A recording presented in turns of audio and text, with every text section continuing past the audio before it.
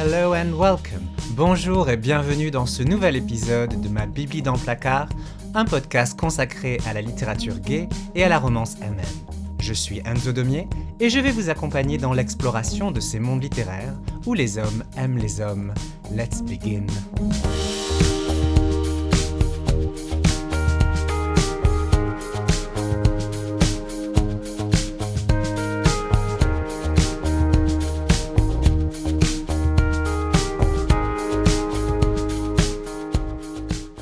Dans un bref essai, publié en mars 2018 et intitulé « Pourquoi y a-t-il tellement de romances gays écrites par des femmes hétéros ?», Claire Rudy Foster, autrice trans-américaine, dénonce les dérives de ce que l'on nomme la romance MM. À ses yeux, les femmes hétéros devraient éviter d'écrire des histoires d'amour entre hommes. Dans cet épisode, je voudrais explorer avec vous ces arguments, car il me semble intéressant d'avoir une discussion plus nuancée sur les problèmes éthiques que soulève le monde de la romance MM. D'un point de vue strictement quantitatif, la majorité de la production est écrite par des femmes hétéros à l'attention de lectrices, elles aussi hétéros. Évidemment, il existe de nombreuses exceptions, mais qui dans les faits ne sont là que pour confirmer cette règle. Toute personne qui ne baigne pas dans le milieu du MM s'en étonne et pose une question tout à fait légitime: comment une femme hétéro peut-elle écrire sur la sexualité ou la vie gay ? La réponse qui est donnée par les autrices de MM est la suivante: en faisant des recherches et en ayant des amis gays avec lesquels discuter de ces affaires-là. En effet, comme toute écrivaine qui se respecte, les autrices du MM font des recherches pour ne pas écrire n'importe quoi. Jusque-là, rien de plus normal. Toutefois, quand cette question est abordée, on sent une certaine crispation de la part de l'autrice, ou même des lectrices si elles ont, elles aussi, à répondre à cette question. De la crispation, voire peut-être un certain malaise. Car la question ne porte pas seulement sur leurs compétences, mais aussi sur la légitimité d'une telle entreprise. Claire Rudy Foster n'y va pas par quatre chemins. De quel droit les femmes hétéros se permettent-elles d'écrire de la romance gay ? D'où leur vient cette légitimité ? Parce que, répond-elle, c'est ce que leur a dit une société qui traite les gays comme des objets de curiosité, castrés et fétichisés. Vous savez, ce cliché du meilleur ami gay, celui avec qui on va chez l'esthéticienne ou chez la coiffeuse, à qui on raconte ses états d'âme et qui nous comprend si bien. Parce que ce n'est pas un hétéro dangereux qui fait semblant de nous écouter seulement pour pouvoir s'introduire dans notre culotte. Pour certaines femmes hétéros, le meilleur ami gay est alors l'accessoire qu'il faut avoir dans sa vie au même titre que son rouge à lèvres ou son sac à main. Dans cette dynamique que l'on retrouve souvent dans les romances gays, indique Claire Rudy Foster, la vérité au sujet de la queerness gay, c'est-à-dire cette étrangeté gay, se trouve effacée. Selon elle, l'autrice hétéro censurerait la sexualité gay, jouerait avec ses personnages comme elle jouait jadis avec ses Barbies. Les protagonistes gays de sa romance seraient donc des fantasmes, éloignés de toute réalité. Elle s'attaque ensuite à l'argument selon lequel la romance elle-même permettrait une meilleure représentation, une meilleure visibilité des gays. L'autrice elle-même est en effet souvent une alliée de la cause LGBT. Mais en quoi avance-t-on cette cause si on réduit le fait d'être gay au simple désir d'être attiré par un homme et de vouloir lui plaire ? Sous la plume de certaines autrices, souvent américaines, le protagoniste gay n'est en réalité qu'une femme hétéro avec des organes génitaux différents. Il ne faut donc pas être surpris quand le lecteur gay a du mal à se reconnaître dans ses personnages. Et on ne fait pas avancer une cause en colportant des clichés ou une vision aseptisée du milieu gay. Bien au contraire, on la trahit de l'intérieur.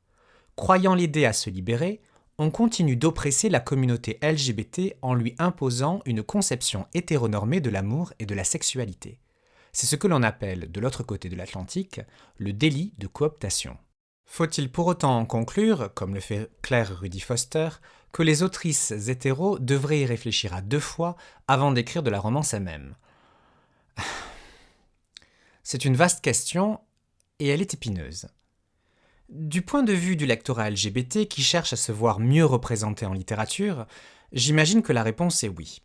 D'autant plus quand la romance MM, celle qui ne fait que reproduire une vision hétéronormée du monde, cache l'existence d'une littérature plus soucieuse de représenter avec justesse cette queerness dont parle Foster. En somme, quand la romance MM crie si fort qu'on n'entend pas la voix des gays. Je comprends que les autrices puissent être sur la défensive quand on pointe du doigt ce problème.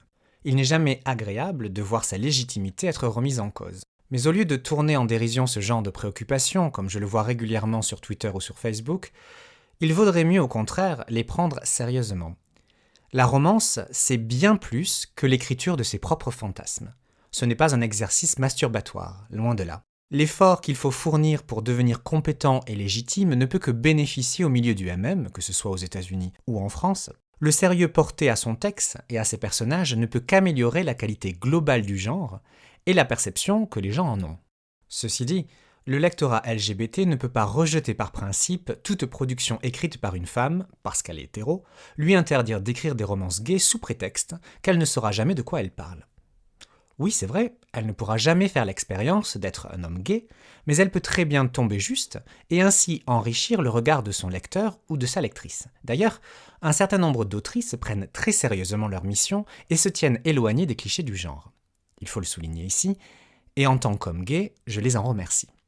Le grand débat sur l'appropriation et la cooptation, très vivace dans l'anglophonie depuis quelques années et qui a débarqué récemment aussi en France, ne doit pas être fondé sur l'intolérance ou sur une forme de censure.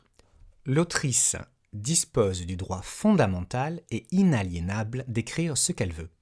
Si elle se soucie réellement des problématiques LGBT, comme elle l'affirme souvent, elle fera l'effort de sortir de sa bulle, de son monde, pour réellement comprendre l'étrangeté, la queerness des gays. Ce souci d'être plus réaliste dans son approche ne veut pas dire que la romance MM devrait parler d'homophobie pour sonner juste. Bien au contraire, tout le monde a besoin de textes légers, et l'expérience d'être gay, même si elle ne ressemble pas tous les jours à une promenade dans le parc, n'en est pas moins constituée de moments de légèreté, de joie et d'insouciance. À mes yeux, la division ne devrait donc pas se faire en fonction du sexe ou de la sexualité de l'auteur et de l'autrice, mais plutôt en fonction de l'approche artistique adoptée. C'est cette exigence du juste qui devrait être au cœur même de toutes les entreprises de romance MM. Pour conclure, j'aimerais faire remarquer qu'il revient à toute la communauté du MM, dans laquelle je m'inclus aussi, de veiller à ce que les voix qui se font entendre sur le sujet ne chantent jamais faux, et accompagnent harmonieusement, sans les recouvrir, les voix diverses de la communauté gay. Si les acteurs du MM, ces autrices, ces lectrices, ces éditrices, décident d'ignorer ou de minimiser ces problèmes éthiques, sous prétexte qu'il s'agit d'une simple littérature de divertissement et qu'il ne faut pas se prendre la tête sur le sujet, ils mériteront peut-être qu'on les suspecte de cooptation, d'appropriation, voire d'exploitation de la communauté LGBT. Et je pense qu'absolument personne ne souhaite courir ce risque.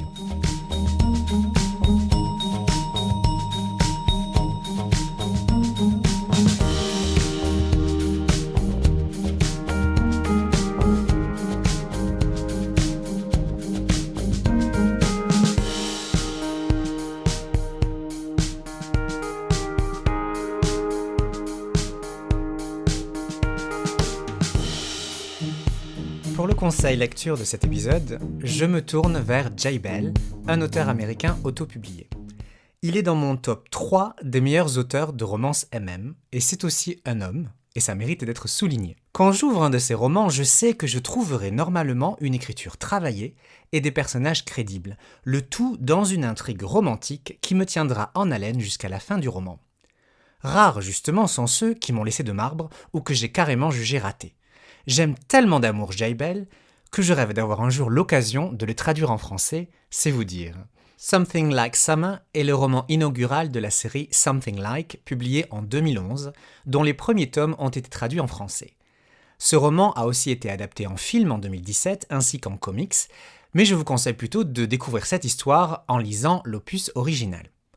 En anglais, il existe 2 versions de ce roman, une version adulte avec des scènes érotiques et une édition pour les écoles afin de permettre aux adolescents LGBT de lire des histoires dans lesquelles ils se trouvent représentés. Something Like Summer suit les aventures amoureuses de Ben Bentley, tantôt hilarante, tantôt émouvante, de son adolescence où il a un crush total pour le beau et hétéro Tim Wyman, jusqu'à l'âge adulte et son mariage. Rassurez-vous, vous dire qu'il finit par se marier n'est pas vous divulgacher l'histoire, bien au contraire. Je ne rentrerai pas dans les détails ceci dit, mais les rebondissements sont nombreux et très souvent inattendus. Si vous aimez Something Like Summer, je vous conseille d'enchaîner ensuite avec le tome 4, Something Like Spring, qui présente la suite de l'histoire de Ben, mais en suivant un nouveau protagoniste. Son histoire est tout aussi passionnante, sinon plus, vous verrez. Sachez que chaque tome a un protagoniste unique, mais les personnages se retrouvent de livre en livre. Lire la série Something Like, c'est un peu comme être introduit dans une nouvelle famille de personnages, tous plus touchants les uns que les autres, avec lesquels on va aimer passer des heures et des heures. Vous verrez aussi le plaisir de faire la connaissance de Marcello, certainement le meilleur personnage secondaire de la série. En tant qu'auteur, je suis tout particulièrement jaloux de ce personnage que j'aurais adoré faire apparaître dans mes romances gays. La traduction française de Something Like Summer est disponible chez MXM Bookmark sous le titre « Un parfum d'été ».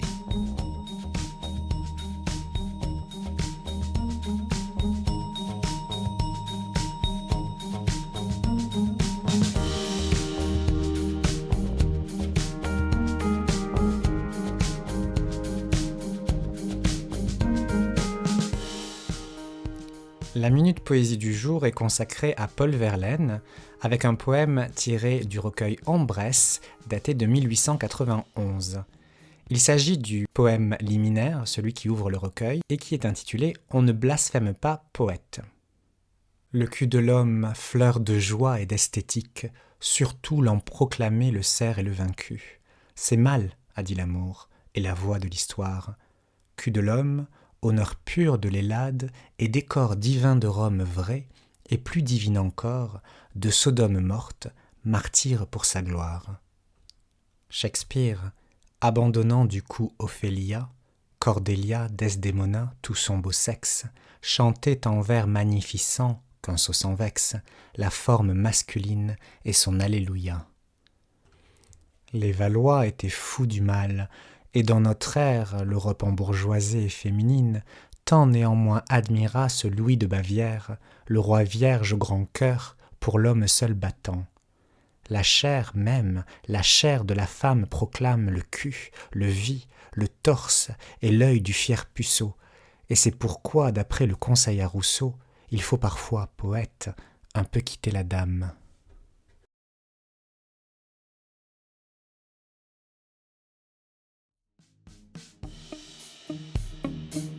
Et voilà, c'est déjà terminé pour cet épisode de ma Bibli dans le placard. Je vous remercie de m'avoir écouté jusqu'au bout.